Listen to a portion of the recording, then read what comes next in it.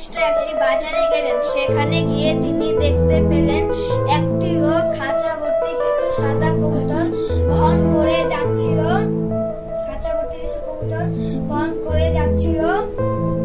সেগুলো অসহায়ভাবে খাঁচার ভেতরে ধাপ্পাধাপ্পি করছিল।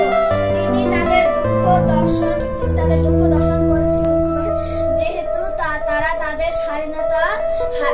স্বাধীনতা হারিয়েছিল এবং ক্ষুধা ও তৃষ্ণায় ভুগছিল।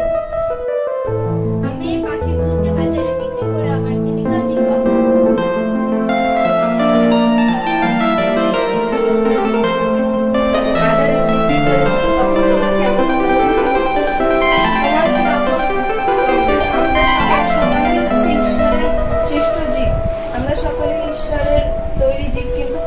শক্তি কম, কিন্তু কারোর বেশি। এরা হচ্ছে আমাদের সকল ছোট ভাই বোন। এখন তোমার উচিত এই সমস্ত জীবগুলোকে মুক্ত করে দেওয়া এবং সবাইকে প্রমাণ দেওয়া যে এই সমস্ত জীবকে ব্যতিরেকে রেখেও আমরা আমাদের জীবিকা নির্বাহ করতে পারি।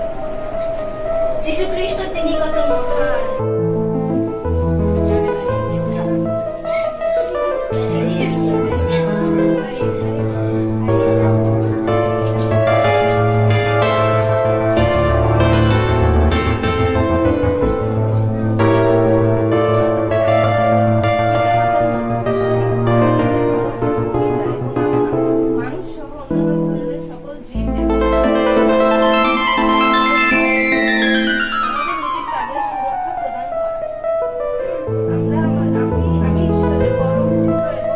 যীশু খ্রিস্টের এই মূল্যবান উপদেশ শ্রবণ করে কাঠুরিয়া সে পাখিগুলোকে মুক্ত করে দিল।